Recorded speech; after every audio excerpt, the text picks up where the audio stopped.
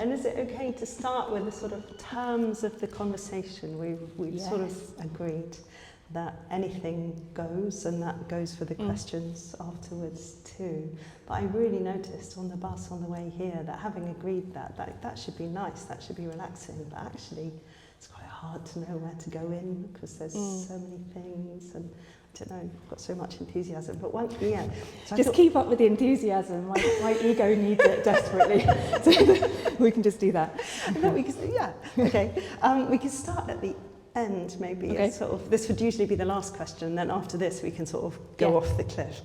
But yeah, I wondered, having had some time, sort of post-publication, post-writing, etc., what were the things that the lessons that had really stayed with you from all the things you tried in the book? So just to give the sort of the preface, some of you will have read the book and some of you won't. It's me as a single woman exploring how to have a life with love and great sex in your 40s, and in my case being an Irish Catholic middle-aged schoolgirl who goes off to tantra retreats. So there is a lot of sex in the book, and there was genuinely a lot of sleepless nights over that. It was terrifying that I was going to write that and put it in public, but I also knew that if I was writing this book I had to write properly and honestly, otherwise what was the point in doing it? And so some of you in this room, my neighbours, have been through all the angst about that. And what I've learnt since it came out, I think I've learnt that I'm actually very brave to have done it. And I don't think I gave myself credit for that, I think. And I've realised that I believe that the world gets better every time a woman and a human is honest about what's happening for them, no matter what that might be. I think it makes the world a better place. And I've been very grateful to get messages from people saying how less alone they feel after reading my book. And I know that I felt that when other people say the truth about difficult things. So I think I've realised that it's hard to say the truth about difficult things, and I believe it's worth it. Yeah, amazing. That's the thing that really struck me the second time I read the book, was how sort of deeply political it is, and to be able to tell the truth in that kind of really conversational, unflappable way. I mean, that's how it seems, I'm sure. It wasn't easy, but to be able to do that is a sort of big political act, because it makes change possible for other people. It spreads. Yeah, I love that. It makes me feel more intellectual than I normally feel. Because that's not how I see myself at all. And I love that you see it that way. Because I do think, yeah, every time we tell the truth, it changes. And so much of what we're not meant to say, like, who the fuck comes up with these rules about what we're not meant to talk about and what we are meant to talk about? And so yeah, I take that as a huge compliment, and I wasn't sitting there at my laptop feeling deeply political. I was feeling very embarrassed. I think that's why it's so good. Stealth politics, that's how you really get people. But I wondered about shame then, I suppose, because that seems to be one of the forces that stops people telling the truth. Yeah. And to overcome it is a really big deal. And and the things you can say about that process, how it worked for you. Yeah. There's a concept called radical honesty. Has anyone heard of radical honesty? I think it's Brad Blanton, is the American guy who came up with it. And I did a radical honesty workshop that in a house in Tooting, and it was awful, and I was hungover, and it was just weird. But his belief is that actually there is nothing ever to be ashamed of. And so he said that he had got to the stage where the New York Times could write a front page article about the worst things he had done, and he so owned them that it would make no difference to him. And I kind of love that as something to aim for. You know, all these things that we think are bad about us, and whether it's sex or whether it's behaviour, or it's massively liberating when you can say those things out loud. So first of all, maybe in a smaller circle. So we've met at workshops together and with friends, you know, say those difficult things, and then maybe say it in bigger and bigger circles if you want to. Yeah, it's difficult. Shame is such a gnarly, icky, awful, horrible, scary thing. And there's such life on the other side of it. Yeah. Are there moments you remember where you sort of crossed your shame barrier? Oh, Jesus. So, you don't have to say. I lived just like one road up on Chatsworth Road, and this book took me 4 years to write because the shame attacks was so strong, and I kept thinking, I can't write this book, and there was a joke for a while that on the street I'd have to wear a t-shirt saying, don't ask me about the book, because anytime anyone asked me, it was too much. And I would wake up truly at 3 a.m. thinking, because there's a chapter called Pussy, a Reclamation, about, you know, me looking in the mirror at my genitals. And I was like waking up just thinking, you cannot do that. You can't write that. You can't write that. Your school teachers will read it. Your Auntie Anne will read it. They'll stop talking to you. Your old editors will read it at newspaper. You used to be a proper writer and now you're doing this. But like, really? And like, there's like Gary, who's one of my best friends, is sitting in the front here. There were so many times I wanted to call time on all of it.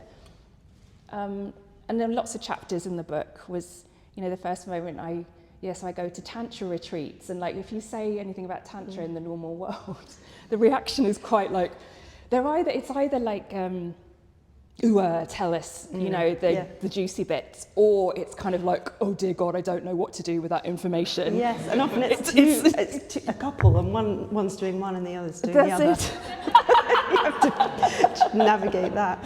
So writing about that was, you know, the fact that I had gone to these tantra workshops, and you know, and what we do and what we learn is so important and beautiful, and has honestly changed my life. And when you put it up against the light of normal society, it is a really unusual environment. So that felt quite full on. I was going to be writing about kissing men and women and doing all sorts, and a book that my mum would read. I asked her not to read it, but she did read it, and and I was initially going to.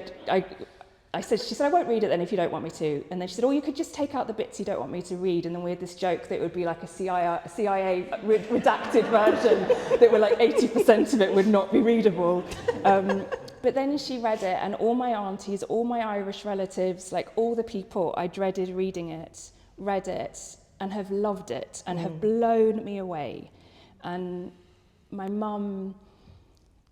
Well, you know, my mum's an amazing woman anyway, but Irish Catholic background, and what she said to me when I was sitting outside a cafe on Chatsworth Road, and it was before the book had come out, and she sat down and she said, I read your book, by the way, because she lives on Chatsworth Road as well.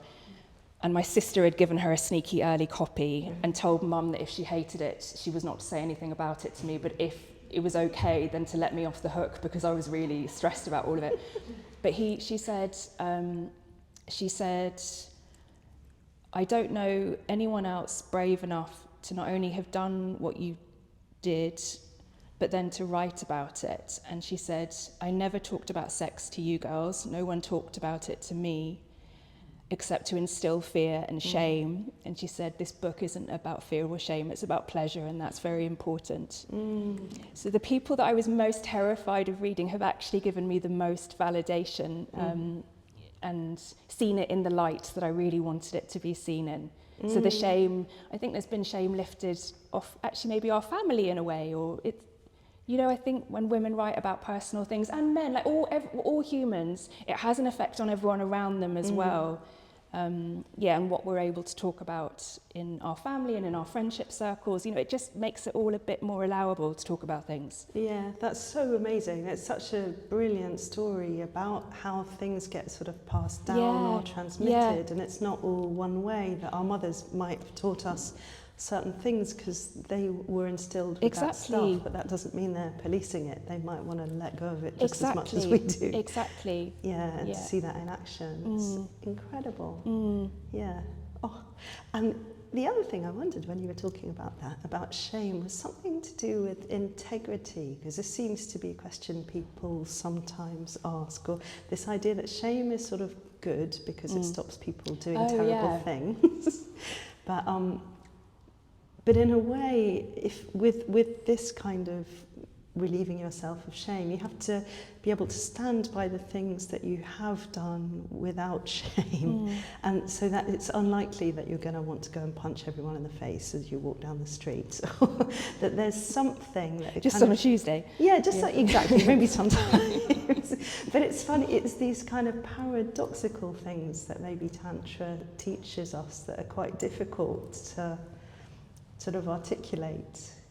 Like, yeah, how do we give up shame without becoming monsters? Or how do we sort of control our I don't think that's the way it goes. Yeah, I don't. it doesn't. I think. Yeah. I think we have this idea, and especially an Irish Catholic background, that shame kind of keeps us behaving nicely and keeps us good, and that isn't. I mean, goodness, you have to look at the Catholic priests to realise that is not the case with the abuse that they perpetrated, and so shame, I don't think, keeps us on track. I think it keeps us quite scared and twisted, and things come out sideways. So I don't know about shame as being a kind of a good force in our lives. No, not at all. And I think we all, and I imagine most of us, have a kind of natural morality. Exactly. That we're not, the punching someone down the street on a Tuesday.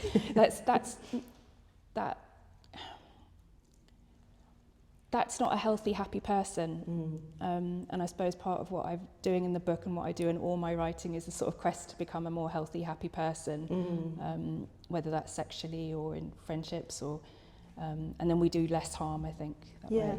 Exactly. That if you lift all the rigid controls, actually you get much more kindness and much more care and better community. And and actually real innocence. Yeah. So something that we experience in Tantra retreats that I experience is just the actual innocence of people. It's not what you think it's going to be. Yeah. Because a lot of our rules get stripped away, and it's just, people being very sweet.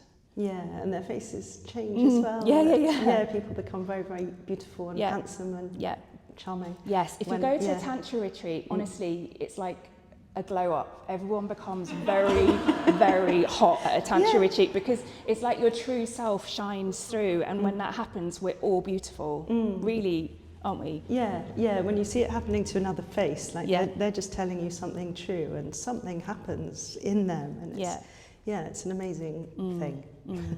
But I wonder, what sort of few steps down from shame, because shame seems to be the sort of really kind of pernicious thing that stops people doing stuff. But there is also cringe, which is somehow equally powerful, maybe. And there's a lot of really brilliant stuff in the book. There's a lot of cringy moments, isn't there? Yeah. And I think it makes you such a reliable narrator, the fact that you experience cringe. It's like, oh, I know what you mean. But so how have you worked with that?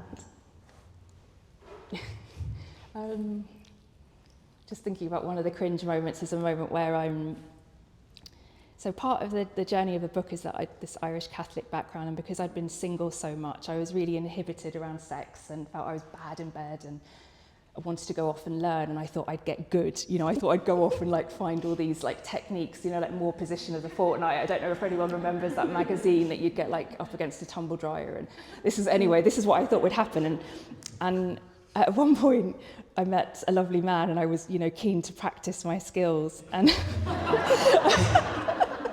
and there was really this moment where I thought, my God, I'm nailing it, and I fell off the bed.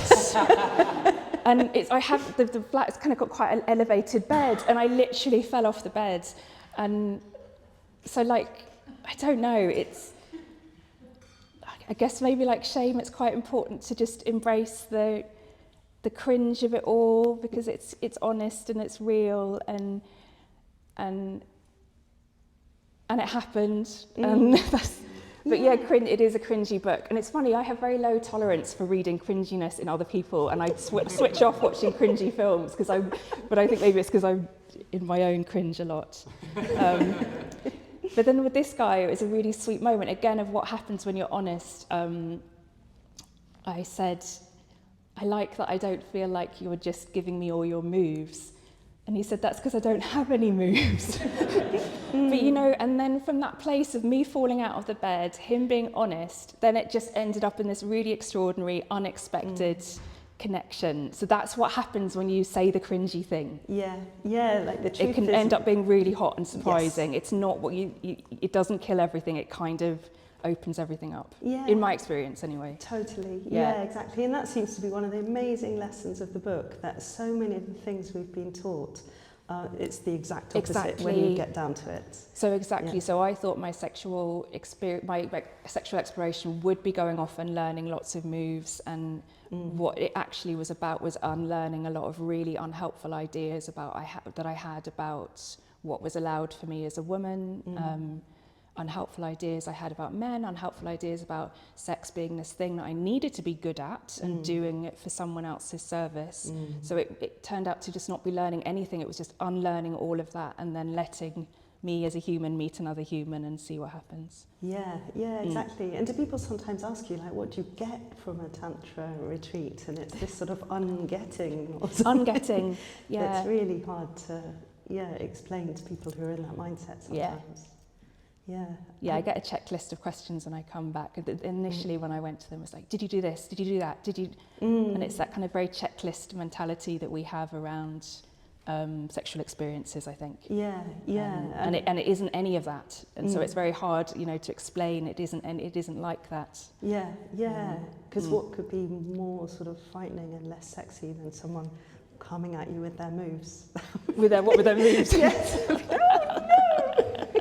There's a lot of crying. Someone sent me a photo once of what people think happens at a Tantra retreat, and it was this like mound of oiled up bodies. That was the photo. And then the second picture was what actually happens at a Tantra retreat, and it was a woman crying. There's a lot of that. Yeah, exactly. Yeah, you never get to wear sexy clothes. So maybe underwear, nice underwear, but horrible pyjamas on top, just in case. And we look beautiful anyway. Yes, exactly. And another cringe thing that was really beautiful in the book, I think, was this thing about boasting, because there are so many. It's not just about sex; it's about how you think or speak about yourself, how you let yourself appear. And this, when you go around the table and with your friends and let each other boast, I found that very beautiful. Yeah, I love that too. So one of the earlier chapters was me. It was a book called Pussy, a Reclamation. And Regina Tomaschauer believes that that most women have not been brought up given correct names for their genitals, and you'd be brought up and you either don't have anything it's not referred to at all, or it's called your princess or your hoo-ha, or all these twee names, and she thinks that's super disempowering for a woman to not be able to name this really important part of your body. And she says when something isn't named, the message we're getting is that it's so shameful it can't really even exist. And that can be, part of a lot of why women hate their body and also hate their genitals. But one of the things in the book, as well as getting to love your own body, which was a full-on process and I'm not there, but one of the things was sisterhood, the importance of women coming together to really big each other up. And she has this process called the Holy Trinity. And she says that women historically have tended to bond over our woes. It's almost like as a way of making ourselves non-threatening. We go, oh no, I look a mess, and oh no, just we really put ourselves down, and that becomes quite a self-fulfilling prophecy. The more we do that, the more we start to live down to this version of ourselves that we put into the world. And she said, actually, we really need to be bigging ourselves up and bigging each other up. And so bragging is part of the Holy Trinity. And so the number one, this is when you meet your friends, you should say 3 things that you brag. I brag that I'm here right now with all of you, having written a book. I brag that I'm friends with you, this super cool woman who inspires me. And, and we're not used to saying that. Like, it's taking real ownership of our strengths and our achievements. And then the second part is what we're grateful for.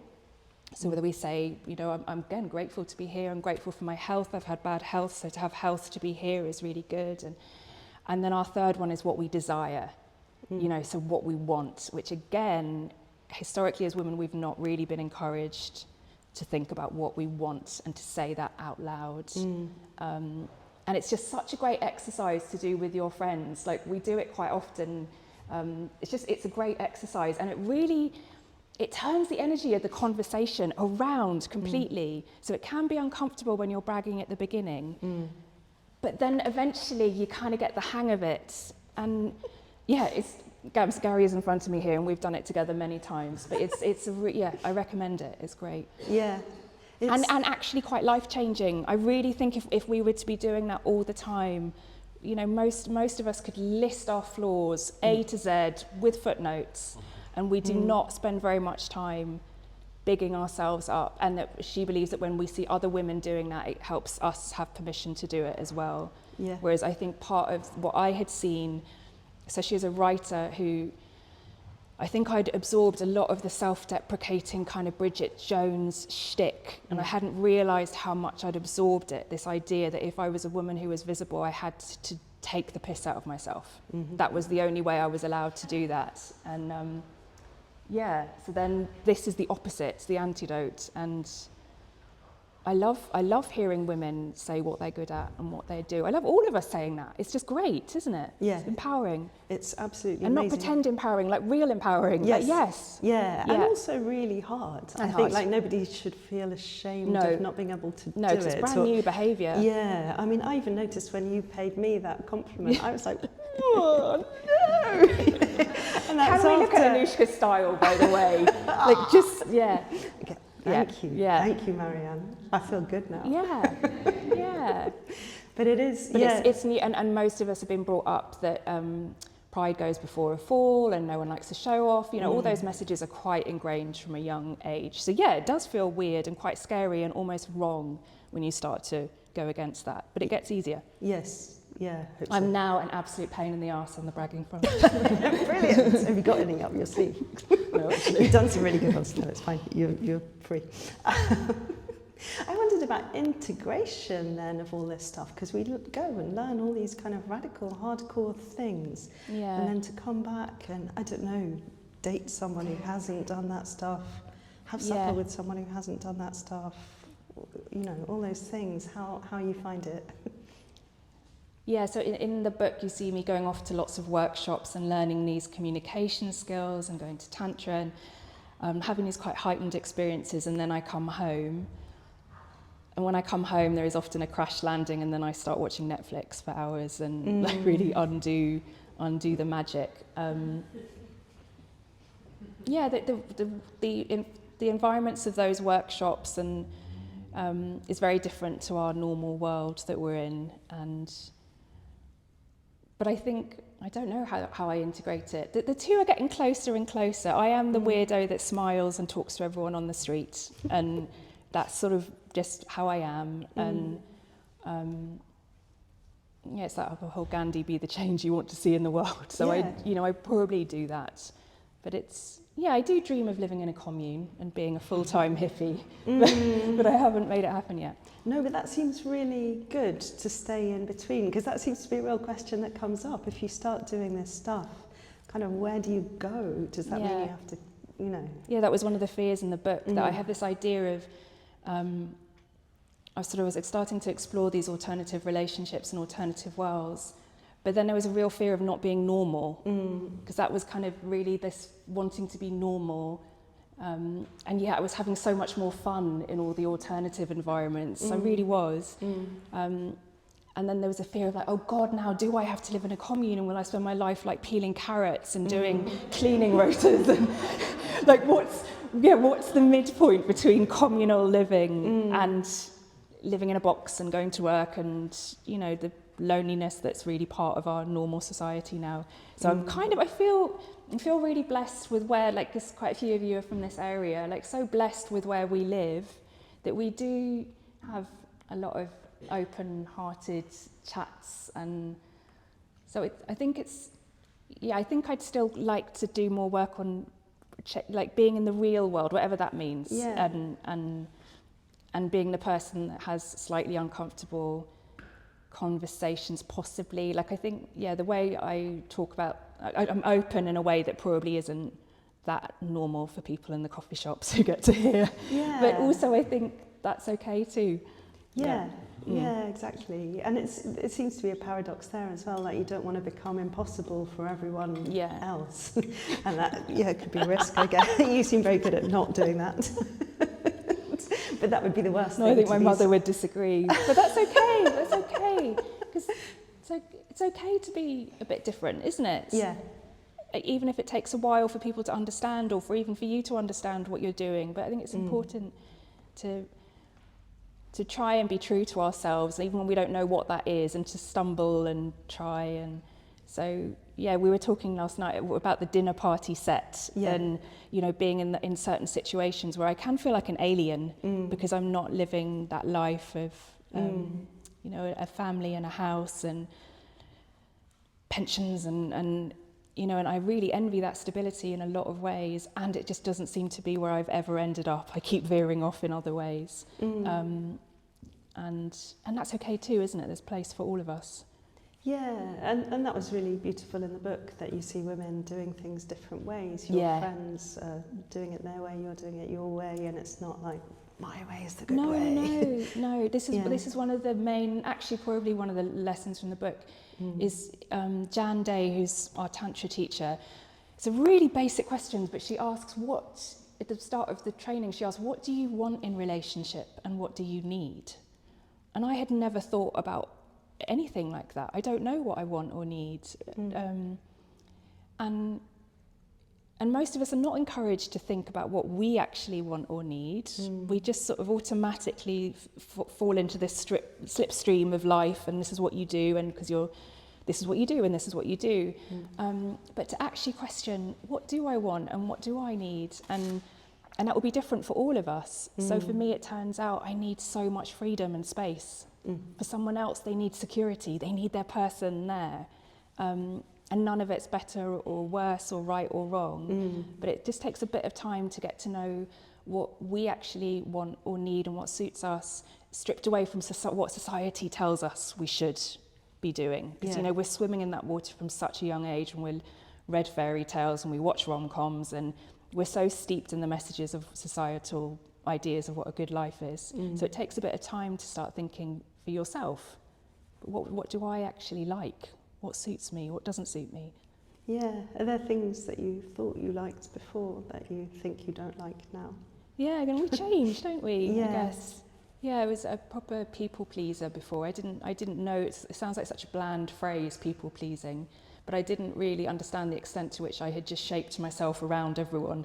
And again, I think that's quite a common female thing. And compared myself to people, and I think I'm moving away from that now. And quite proud to be the weirdo. Yes. Like really, like the kind of one, because I used to be quite embarrassed if someone would say, oh, Marianne's doing her Tantra stuff, and I'd be like, oh yeah, and I'd kind of make a joke of it. And now I do a bit, but also not. It's like, it's fucking amazing, you should do it.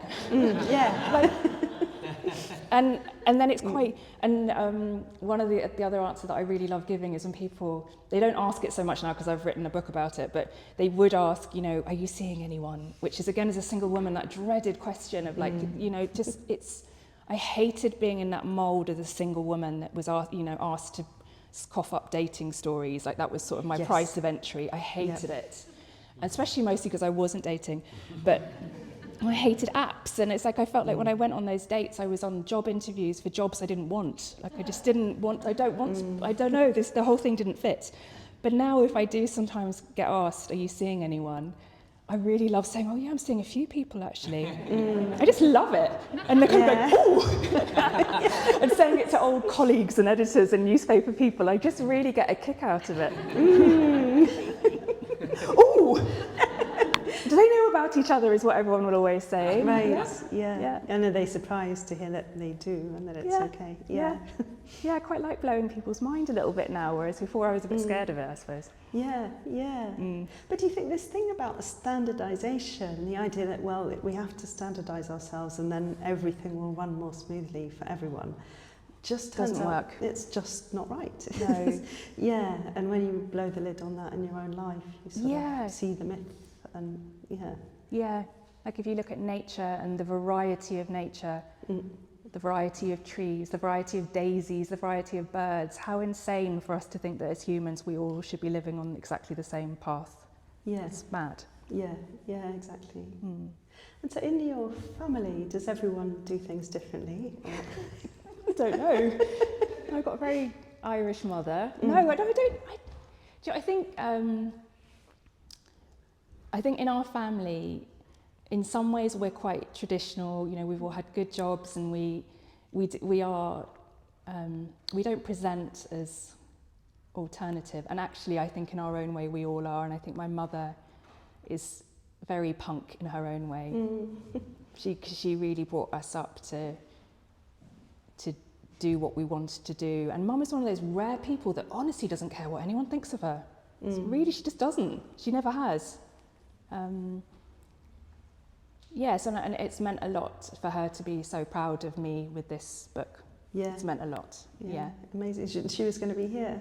Yeah, and then we had, so my mum's going to be 79 on Saturday, and her 3 sisters have come over from Ireland. So there's actually 4 Irish relatives up the road, but there was an agreement that they were not going to come because I think Mum, like, I get self-conscious in front of Mum, you know, so some of the interviews, and I've been asked about being an ethical slut with learner plates and, you know, just like all sorts of questions. Yeah. And I did that once to a room where my Irish relatives, it was an Irish literary festival, and all my Irish relatives were there, and the average age was 85, and I was just dying for all of us. And so we so Marianne, ethical slut with learner plates.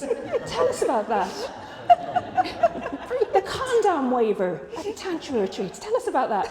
And my Irish family go, oh, Jesus. So we've sort of agreed it might just be better if they watch it on video afterwards. And but yeah. Amazing. Well, let's give them something. I'll try and think of something, or you can all try and think of something to the questions. Give them a treat. The other thing in the book that came through really strongly and really impacted me was all the stuff about body image and desirability, and what you learned about that. And I wondered, if you could say a bit.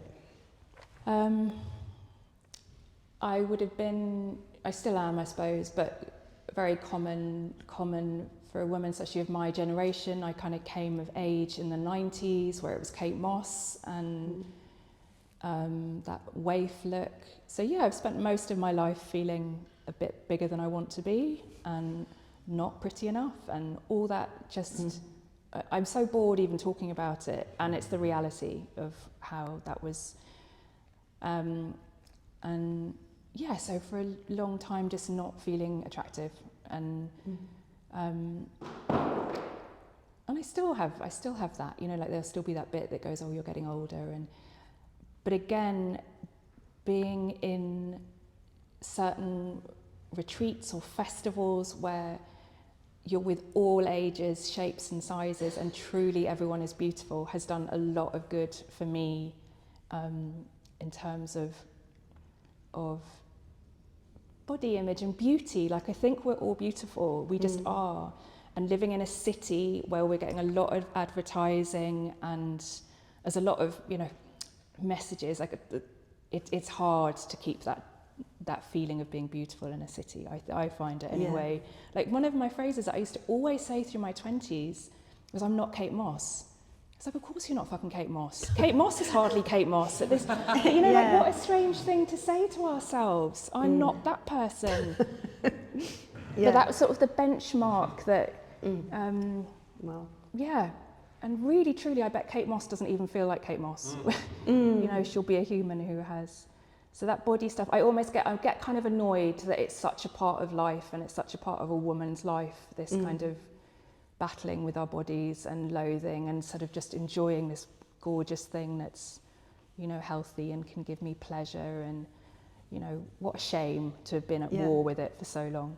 And amazing to learn, to sort of unlearn that stuff, and a that bit. It really is possible. It is, a bit. But, you know, that's still, because I also think the body positivity stuff head fucked me as well, because then suddenly we were all supposed to be positive about everything. It was like whiplash, wasn't it? Yeah.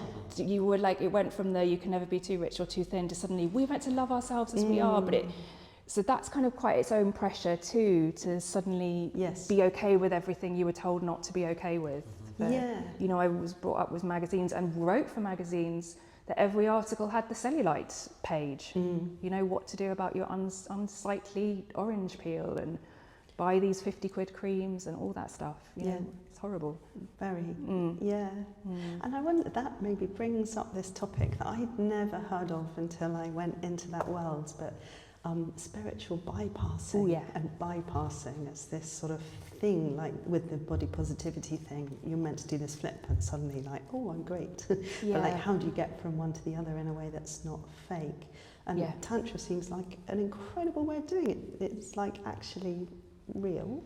Yeah. So part of what we learn in Tantra is to allow all feelings, even when they're contradictory. So one of the exercises we do is you can say, I worry I'm too fat, and sometimes I feel beautiful.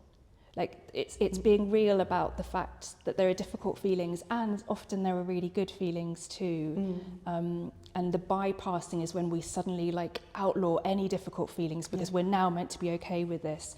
And it's the same with the single positivity movement.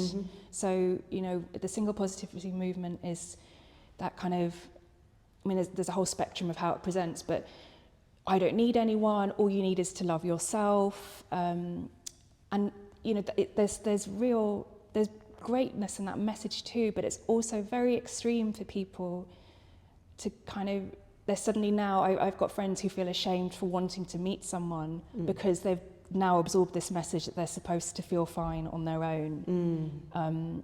So I think when we flip anything to the extreme, it's not very real, is it? And then it's quite hard to kind of keep that line. Yeah, exactly. And I suppose that's a hot topic in that world as well, isn't it? About sort of looking inside yourself, and this idea that if you look inside yourself, you'll get lost in navel gazing, you'll be politically useless, you'll never go on a protest, you'll just, you know. Well, you just told me I'm political, and I've spent my career navel gazing, so that's brilliant. Exactly, that's how it works, I think. Yeah. But yeah, the thing that if you kind of know what goes on inside you, then you won't risk bypassing, and you'll actually really be able to bring about change. Whether that, I don't know, it seems very well demonstrated in your book. Because that's the thing that I often level against myself a lot, is how navel gazing I am. You know, and I've literally, both my books now have been, diving deep into self-analysis. And there's definitely a part of me that thinks this isn't healthy, and this is sort of narcissism in the extreme. And that there might be truth in that. And there's another part of me that thinks actually,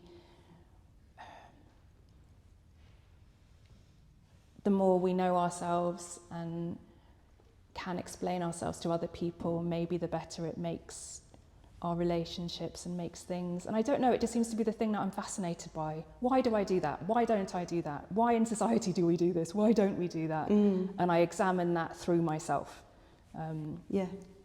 But the navel gazing thing, I do think there's some truth in it. I don't, there's a line, you can like totally disappear up your arsehole, which I'm sure I have done a lot.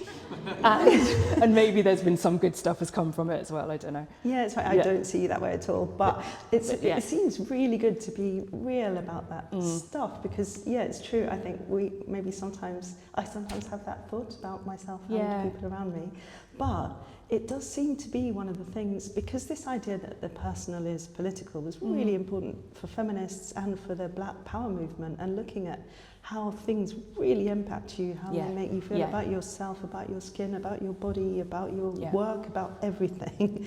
Is you kind of really need to know it from the inside and then be able to articulate it, and that's super radical to be able to do that and to do it truthfully, and also for it to be so kind of entertaining and like relatable, and just it's brilliant what you do. But I think that's why it's super radical, because it's the truth, and you make it palatable, and you show people a way to, I don't know, open things up for themselves. Well, I hope so. That's really the intention. Because I want to write down all the embarrassing things I feel, because I know I cannot be the only one, and if I could ever write in a way that makes like someone feel less alone, or like especially younger people, you know, if I think about how hard I was on myself in my 20s and 30s and teens, if I could help a young person not go through quite that extent, like, you know, that would, like, so my most embarrassing sentence,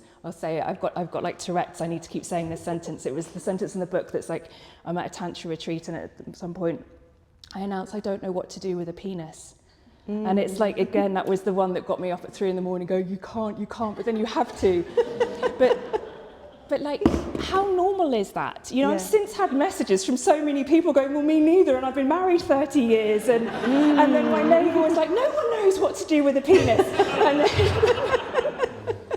but, you know, it's how lovely, especially for younger people, actually for all people, because it's amazing to me. I've had messages from married couples in their 70s who one of them said that for the first time in 20 years they made love instead of having kind of quite perfunctory sex after she read my book. There's a chapter there about slow sex and slowing everything right down. So I think I had this idea that married people or long-term couple people were all sorted, and of course that isn't the case. But I write these things because I know that anything I feel or struggle with, I cannot be the only one who does. And I'm in a really privileged position where I have the kind of life that means I can go off to tantra retreats and read lots of books and learn stuff that for some people they will never be in rooms like that, and they don't have time to read the books that I read. And so I want to then just pass on my learnings in a human way that makes people feel less alone, and then also maybe teaches them something. Yeah. Absolutely. Because we're very lucky, I'm very lucky that I'm in a financial position, a health position, a time position to go off and do all the learning that I do. Like most people's lives, a lot of people's lives do not allow for that. So it's a big responsibility. To then share the learning. Totally. And I wonder, maybe another bit of the learning that's quite weird and brilliant, but this sort of breaking down polarities, because polarization is such a big problem in our world at the moment, and this idea that those kind of oppositions are false and they usually collapse if you look at them. And I was just thinking when you were talking about sex and these couples having, reading the book and then don't know what to do with the penis, but actually you do learn some tricks on a tantra retreat, and you do write about them in the book really brilliantly, really forthrightly. And I'd forgotten, because I kind of zoned out when we had that lesson, and then she really describes what to do with the penis in the book, just in case you ever need to know. But and so it doesn't teach you loads of tricks, but it actually does teach you some tricks, but it also teaches you that you have to be present, you have to be real, you have to be able to fail. Your tricks aren't going to get you that far, you've kind of got them.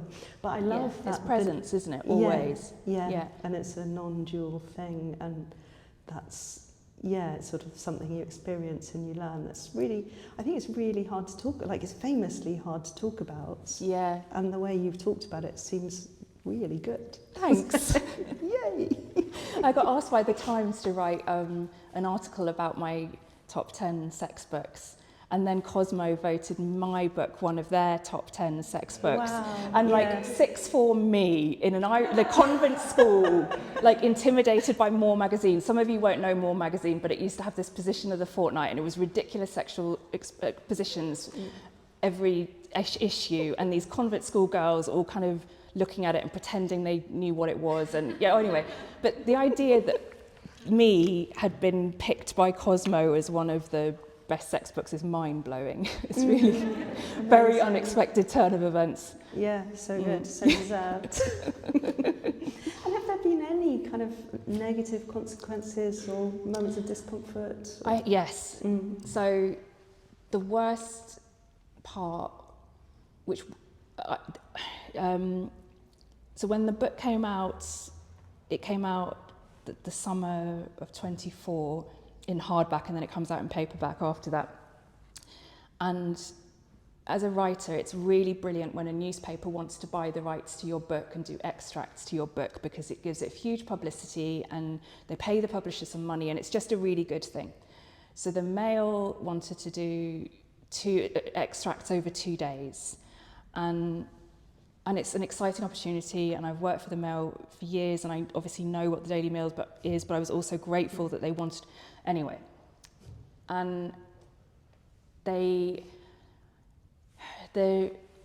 articles in themselves were fine, but the day that they came out, I was walking past the newsagent, and they had the bank of the Daily Mails in this box outside. My picture on the front page of the newspaper with the tagline something like, "How I learned to have sex with strangers," or something. Wow. And I'm making that much more extreme. It wasn't that, but it was something really, and to have my picture on the front page of the Daily Mail talking about going to sex school was really like one of those moments of like, I felt sick. Yeah.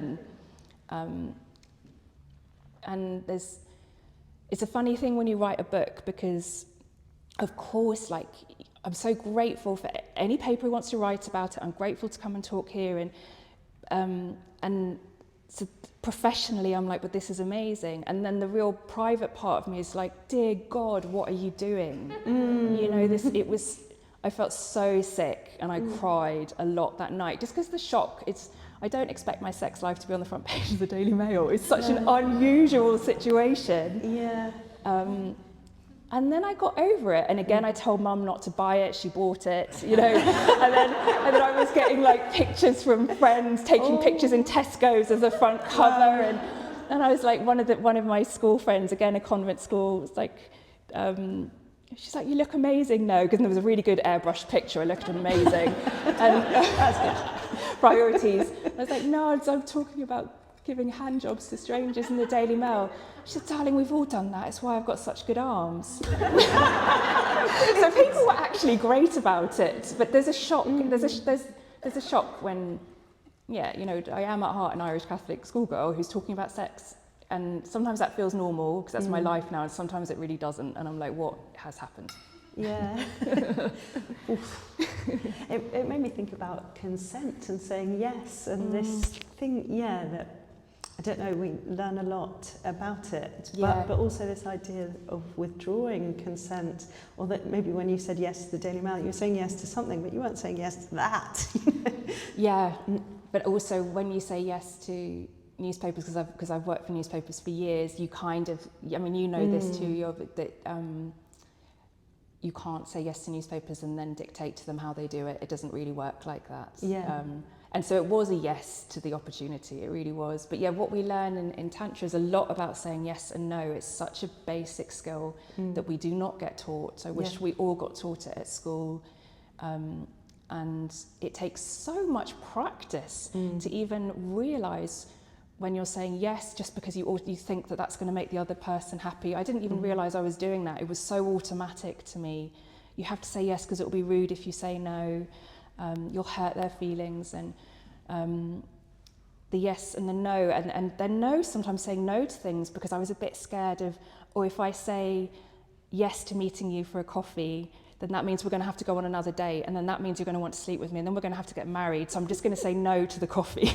You know, like this kind of, so I said quite a lot of no's, and but Jan, our teacher, talks about the fact that when you give consent, it's not like once you say yes, that's just a blanket yes now, you've agreed to whatever happens with that person. You can withdraw consent. So your yes is your yes in that minute. And in a minute later, it might be a no. Yeah. And, you know, my generation, we were brought up to really, not be a prick tease or not mess people around. And if you change your mind, that's flaky. Yeah. Whereas we're actually taught it isn't, that the most important thing is that both parties or all parties are honest, and that will change. So I might be feeling a yes 1 minute, and then a minute later kind of go, oh God, no, actually I need to stop. Yeah. And we really get practice in saying those things, and it helps in work, it helps in friendships, it helps for everything. Yeah. And it requires you being honest with yourself about what you're actually feeling. Yeah, exactly, which is so hard, but it's amazing. It's a skill, isn't it? It's like a muscle that you build. Yeah. And you go, oh God, I've just realised I said yes, and actually it was just an automatic yes, do you mind if I think about it? You know, such small things like that feel quite radical in my life. Yeah, totally. Yeah. Yeah, it was like mind-blowing in that way where you suddenly feel like you're tripping, when I realised that you could withdraw consent Yeah. at any point, even if the other person's about to have an orgasm, or Yeah. like at any point, Yeah. they can do it to you. Yeah. And as long as you're both in on that together, then you're kind of safe with each other, Yeah. and it's a much better way to be intimate with people. And I remember an amazing thing with my yes and no that blew my mind was, you do like these exercises and they're really like slow and gentle, but you can say, can I look at you? And you know, the person will say yes or no, or can I sit next to you? Yes or no. And then one man said, can I stroke your arm? And I didn't want him to stroke my arm, but I didn't want to be mean and say, no, you can't stroke my arm. And then in my head I was like, what difference does it make to you if he strokes your arm? Just say yes. But it was a no, and it was my first time saying no to him and to someone in that setting. And I really thought he'd hate me, and I thought I'd break his heart. I had all these thoughts about what a no meant to somebody. And afterwards he came up to me and I said, I'm really sorry that I said no to the arm thing. And he was like, why? And I said, I'm sorry, you know, that I didn't give you what you asked for. And he said, but it was a gift because it makes me feel safe with you, because I know that you'll say no to anything you don't want to do. And I think what's happened a lot with men and women is there's so much that we're not saying, and that stops it being safe, you know. So we need to be able to say no out loud, not be saying it just in our heads. We need to be saying no out loud to each other, and to also practice hearing that, because it's not, you know, it's difficult the first time you hear no's as well. We need practice saying it, and we need practice hearing it and going, okay. And so for him to say that his no made me feel more it made him feel more relaxed with me was amazing, because he was like, oh, you'll look after yourself and I can trust you to say the truth. And then that made it easy between us. And what's your experience been of, I don't know how to ask this question, this is something, sorry, this is my question to myself probably, but it's something to do with feminism and sexuality and I don't know, and gender. And because I think I came with quite a fighty feminism to Tantra, like fuck you. And when we were told like men over there, women over there on the first night, I was just like, what, you're joking? Like, really? Is that a thing? I just, and was like, raw. And that really kind of melted away in really surprising ways. And I don't feel like it sort of weakened my feminism or made me, you know, whatever. But it's made me like men much more, feel much more sort of kindness, and that we're in this together and we're working on it together. And and I wondered how that had been, through Tantra, because I didn't realise I was quite scared of men. I didn't really realise, I wasn't conscious of it. And probably scared of what they could physically do. Again, that's something you're brought up with from such a young age. Not being attacked and the things you need to do to not be attacked. And it was one exercise where, the men and women are separated and the men walk back into the room, and I backed up against the wall. I realised that just seeing a row of men actually felt frightening to me, and that really upset me that was, and through the process, that has softened so much, because we're all being encouraged to be emotional and honest and vulnerable, and so you hear men saying things that we wouldn't normally hear. They hear us saying things that we wouldn't normally say necessarily. And then it gets to the point where we're like brothers and sisters, is how it feels to me. So we're not on opposing sides, we're in it together. And I do get really sad about what's going on between men and women at the moment. I think we're really in a tough place in society. And I would love it if we could find ways to be softer with each other. And I think that a lot of forgiveness needs to happen for what men collectively have done to women, and not all men, obviously. And there's also, like, women are being quite savage towards men at the moment. There's a really hostile climate, and that's big stuff to do. And I wonder how that will happen, but it makes me sad how things are at the moment. And I read comments on social media that from women, and it just seems to be okay to really slag men off at the moment, and I don't like it. Yeah. It's another human, and we shouldn't be talking like it's not okay when men do that to women, and it shouldn't be okay for us to do it to them. Yeah. Is my feeling about it, and I don't think it's helping us. I don't think it's giving us what we want and need, which is each other and love and forgiveness. Like there does need to be some acknowledgement, I suppose, of the hurts that have happened. But we're in a funny time for that, and the polarisation, like you said, it's become pretty extreme. And then the Andrew Tate stuff, and we're in a weird place. Yeah, for sure. It's like, I think I'd sort of absorbed the idea that being a good feminist meant like keeping on having a go at men until they capitulate and say sorry. And it's not, in any situation, that's just. But did it work? Doesn't make for a good conversation. Well, sometimes, but I don't know if it. I mean, it made them say sorry, but I don't know if it worked to sort of heal the pain. Yeah. Yeah, it's really, and also I suppose I think I was also taught that you sort of keep yourself out of danger by pretending to give people what they want, and that's everyone, but that's particularly men. Yeah, totally. Yeah, and that seems, that's obviously not true at all, that it makes you and the other person very unsafe if you're playing some sort of strategic game to kind of trick everyone. Yeah. One of the best things for me about Tantra and being in these workshops is hearing people speak the truth and hearing women talk about the experience of being a woman, hearing men talk about the experience of being a man, and for all humans, I think that's what we need more and more of, and is that space to listen to each other and to open our hearts as much as we can. And we don't have many opportunities to do that in the normal world. In our workshops, we have opportunities to do that and to forgive men in some ways, and for them to forgive us for some of the things. And it's in normal life that isn't happening. Yeah. It's funny, I noticed when you were speaking just then that I was having the tantric experience. I was looking at you, I was feeling so much love. I was do I look beautiful? Yeah, you do. I might suddenly get too embarrassed and have to hand over questions to the audience. Thank you. Yeah, you've been so, I don't know, such a delight to talk to. Ditto. Thank you. Thank you. Ditto. Thank you. Yay!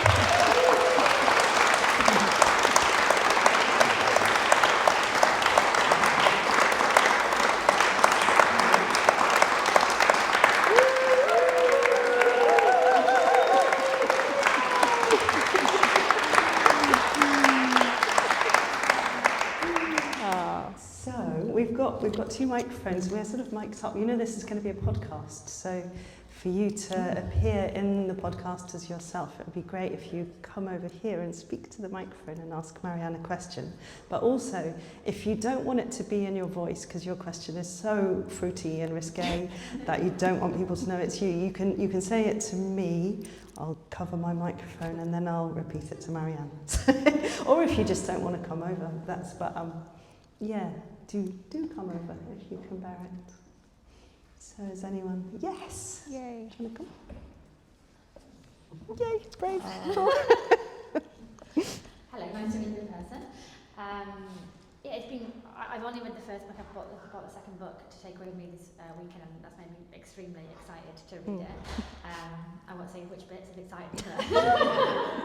I guess a question for me, we've talked an awful lot about kind of what you have done and things that you're already continuing to explore, but I'd be really interested to learn about what other new experiences or chapters or books, kind of what that looks like for you. Yeah.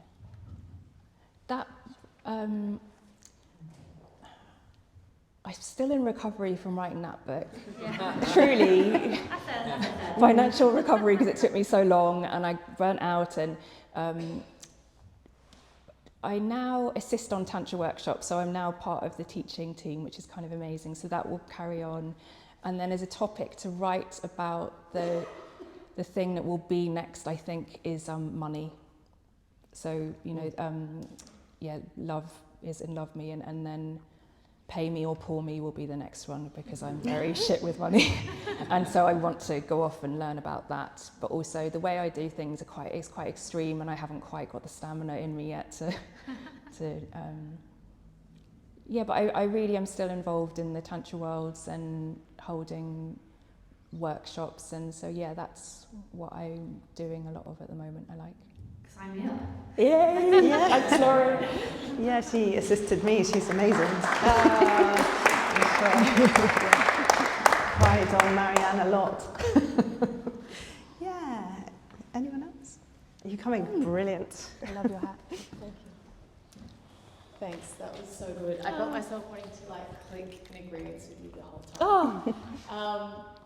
What I found really interesting is when you're talking about shame and it being like kind of a cloak in a cage, and you were talking about how the book took 4 years, and what was it that made you keep persisting? I don't know. Like, on a practical level, I'd signed a contract and they'd given me some money, and I didn't, no, seriously, and I didn't have it to give it back. So there was that practical note, but also it wasn't just that, because at a certain point a friend actually offered, because it was causing me so much pain. She said, well, what if I said I would pay back, you know, I would lend you the money so you can pay them back. And I just couldn't not do it. So it was, the reason I found it so hard to write it was the reason I had to write it. That, you know, because it's so ridiculous that I felt so much shame and angst about these really human, normal things. Like and I think I would have, sometimes part of me just thinks it would have been a much saner, healthier decision to have nipped that in the bud after 6 months and go, no, I'm not doing that.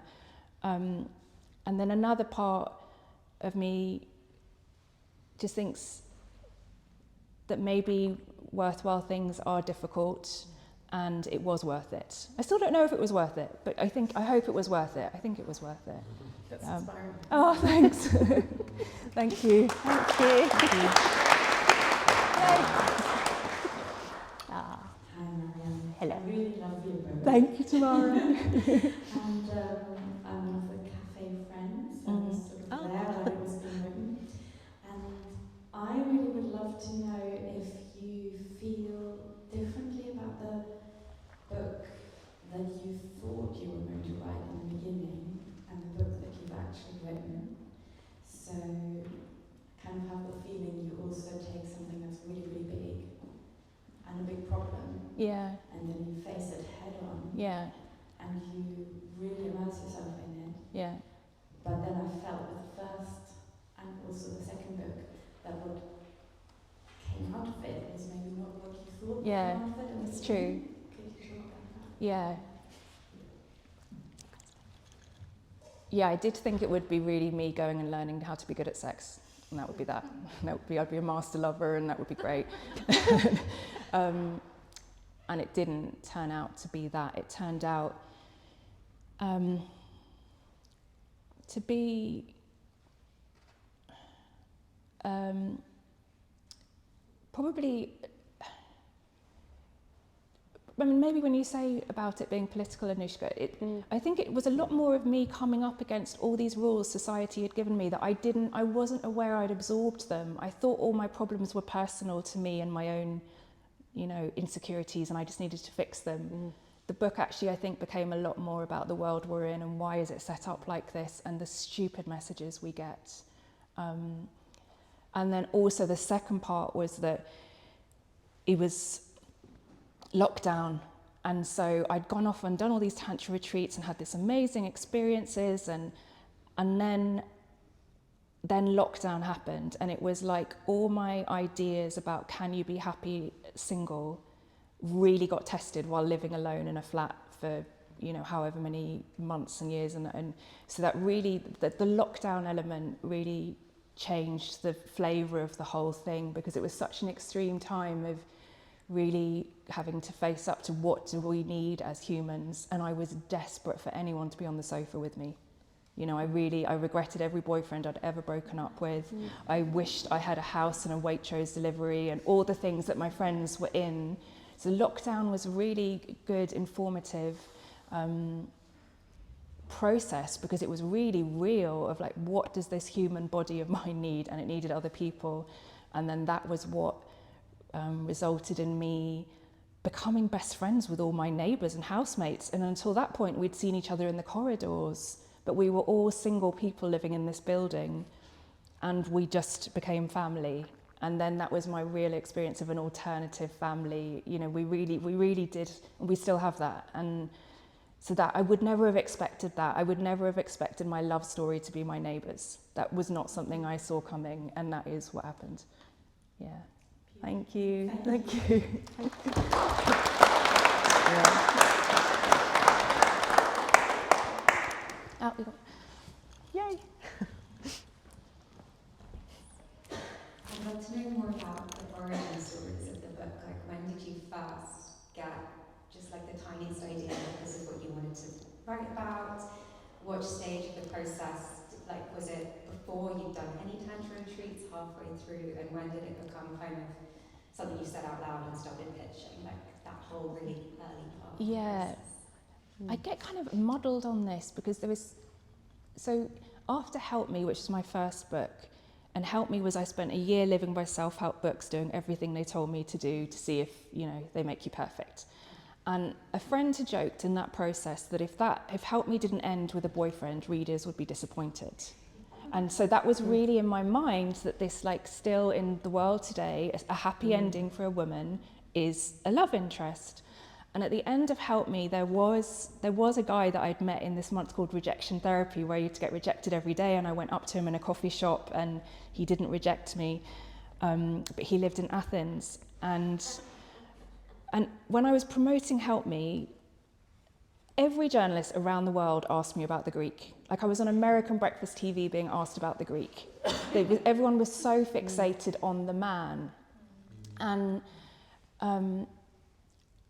I really kind of thought, okay, well, this must actually be what matters in life, because everyone really seems to think it is what matters in life. And so I went to see the Greek in Athens, and it was a disaster. And so that was the start of Love Me, of like, why, even when I try to get with the program and do the thing that I'm meant to do, that everyone keeps saying, oh, you know, are you going to go see him? Are you? And I went and it bombed. And so that was the start of, like, really sincerely, why doesn't this work for me? Is it because there's something wrong with me? Is it because there's something I'm in denial and I don't know, I haven't met the right person? Or is it just because this isn't a fit, this particular storyline? So that happened, that idea of, like, wanting to write about this happened when I was in the Airbnb in Athens and the Greek was not there and it was a fucking disaster. And I really was journaling a lot of, like, what is going on here? Because finally I thought maybe I was doing it right, or... and all these text messages from people going, how's it going, how's it going? I'd literally alerted the international media that I was going to see the Greek. Ridiculous. But then when I signed up to Tantra, I first went to my first Tantra retreat to write a magazine article about it. And I signed up for more as a person. I actually didn't think I'd write about it. I thought it was too personal. And when we do it, we agreed to keep in confidentiality because it's such an unusual environment. So I didn't think I'd be writing about the Tantra, but I thought that I could just read lots of books about relationships and go on dating things and write the love book that way. But I didn't pitch it for ages, actually. I can't remember when. I mean, the contract got signed just before lockdown started. It was, like, ridiculous to write a book about love and sex, and then suddenly I was in lockdown. And I can't remember how... So it was always at the back of my mind, but so was the money idea, because love and money are two things that I've really struggled with. And I think for a while I thought I'd do money next because that would be the more practical one. But then real life love was the thing that was in my mind a lot. And then there was lots of parts of the book where I kind of was taking things in and out, and I thought some things, no, I'd keep for myself, and then some. So that's a really unclear answer. I'm finding it hard to remember exactly how the chronology of it worked, but I didn't think Tantra would go in it. And it was only at the end of doing quite a few workshops that I asked Jan, the teacher, how she would feel about me writing about it, because we do agree that we won't talk about it. And I asked our group too if that was okay. And I was really grateful when she said yes. But then I also thought, oh, you're not going to write about half that stuff. But then I did write about a lot of stuff. So, you know, it was a process, a really long process, of kind of a sanitized version. I think at one point I wrote a very sanitized version of the book, and then sort of a silly, like, do it or don't do it, but don't you know, The lemon squeezer needs to be in. You have to read the book Oh, to the know what lemon that means. It's what Cosmo rates in me. So was that a clear answer? Yeah. No. Yeah. Yeah. Yes. Thanks. Thank you so much. It's a pleasure. Thank you. Thank you.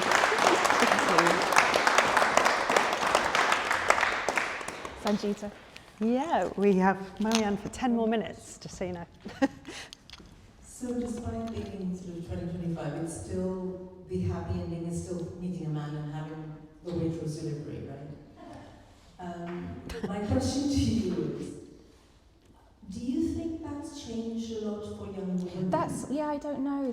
You know, I always think about this because growing up in the 90s I did as well, and that was very much the trajectory. Yeah. People like us who rejected it, it's like, okay, well, you're on the other side. But now when I look at younger people, younger women, younger feminists, I'm not sure what the goalposts are anymore. And I don't know what you think. It's a lot more hidden. I feel like on the outside it's this, oh, we live this single life and that's the kind of new thing. But the messaging is a lot more layered. Where in the 90s it was very clear, you were either this or you were that.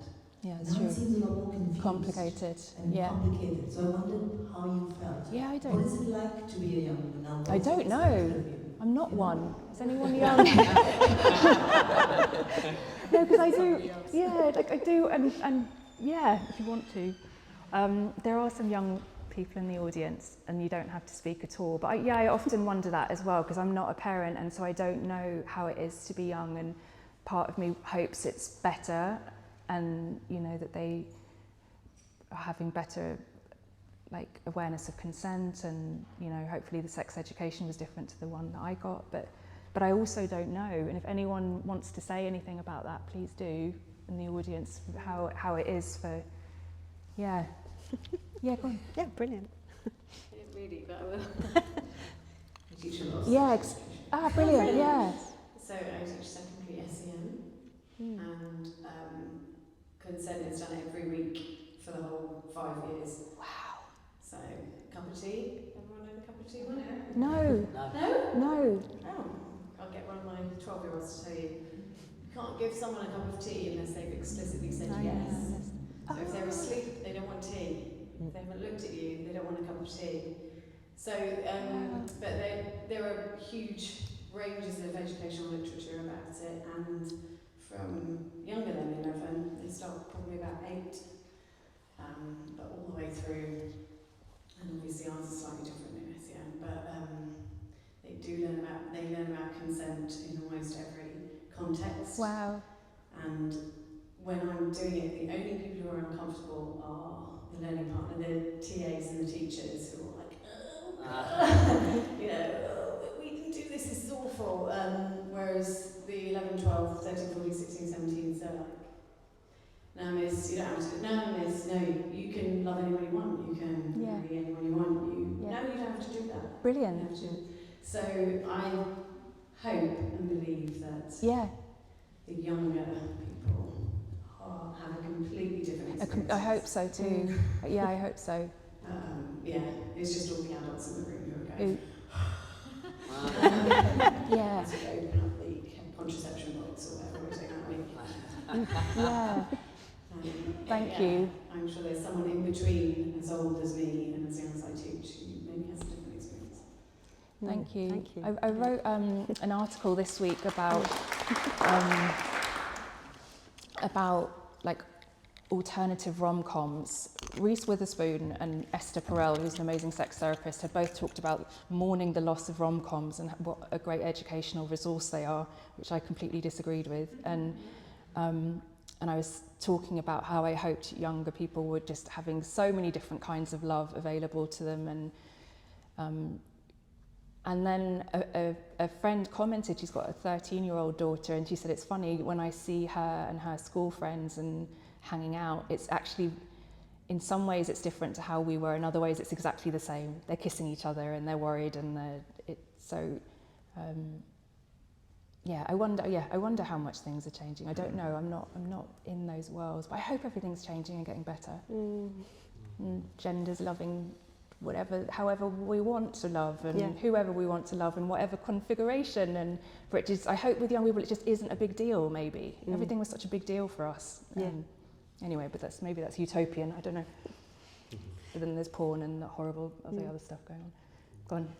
Yes. Yeah. Oh, maybe you can't. Sorry. What was it like, Marianne, from writing within the kind of context of work on the impact of the sex? So, for example, if it had been a memoir, looking back on a 4-year journey, where there was no kind of self-referencing, or at the other extreme, the kind of Sex and the City model of, what am I going to write about this week with this guy or that one? What impact do you think, I mean, it's hard to know because obviously you've done it one way. If you thought about it, do you think it impacted the dynamic of the sex, knowing that this was also, in one respect, or art that you were making or work? Yeah, because it wasn't when I was having all the experiences, I wasn't writing, so none. So it came way afterwards. So I was never ever with anyone thinking, oh, I'll write about this. It just wasn't how.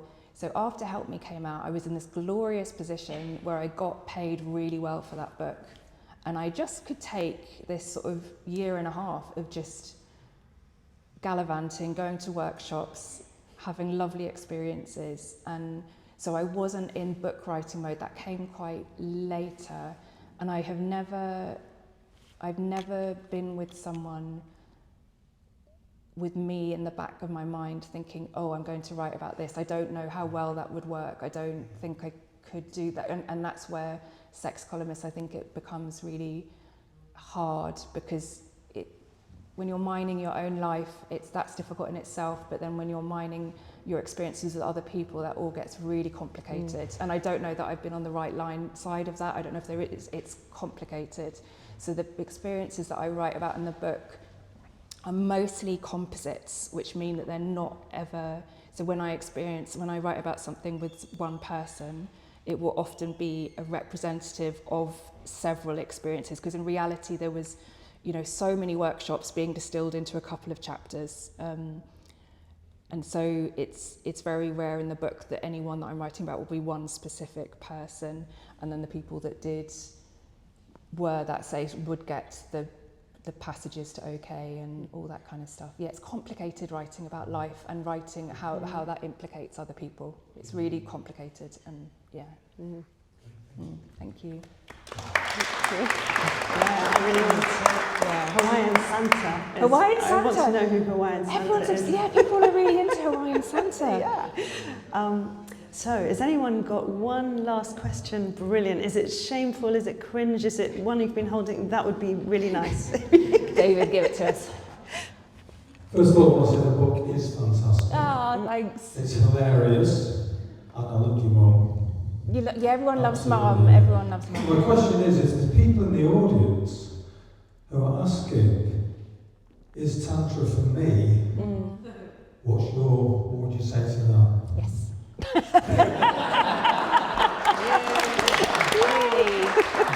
Yeah, I can go on a little. Yes, it's. When I started doing the Tantra workshops, I really at first was not saying it out loud to many people. It felt so embarrassing, and I didn't want the questions, and it felt like this weird thing I had to do to go and fix a part of life that other people were just fine with. That was the thing I had in my head, and I've now been doing the Tantra workshops, I guess, since 2018, so whatever we are now, like quite a few years, and they are just so beautiful, and the most extraordinary people, like you, like there's just so many beautiful people there. You make incredible friends, you have such interesting conversations, you understand all the hang-ups you might have, you release some of them. I can't really, if there's even a part of you that's going, oh, could I? If you could do. Yeah, and for some people it just won't be their cup of tea, and it's just, there's like no way, and that's of course absolutely fine too, but if there's a little bit, And they're not all weirdos. That was my thought. Like when I first arrived, I was like looking around at everyone to go, like especially with the guys, I was like trying to figure out who were the perverts and if they had a necklace on, did that make them a pervert? And then they were wearing genie trousers, and I was like, oh my God, no. And I mean, the people are gorgeous, aren't they? And so it's such a rich, beautiful experience. And you can go in there and have all sorts of experiences. You can go in there and stay fully clothed and not touch anyone all year. And you can go and have ecstasy. There's a whole broad spectrum of what it can be for people. Yeah, even ecstasy with your clothes on. With ecstasy with your clothes on, saying it's no. all possible. You can go in there and say no, no, no, no, no every minute of the week, and that could be the most life-changing experience. Yeah. Thank you Thanks so much. Anouchka. Thanks everyone. Thank you. Thank you. Thank you. Thank you. Thanks Anouchka. She's going to be over there. Thank you so much. If you have a copy of the book and you'd like to get it signed, Marianne will be sitting here signing. You can buy them over there, so if you want to queue that way, if there is a queue, that's the way to go. Buy them for your friends and family and your mother. Thank you. Thank you. Thank you very much. Amazing.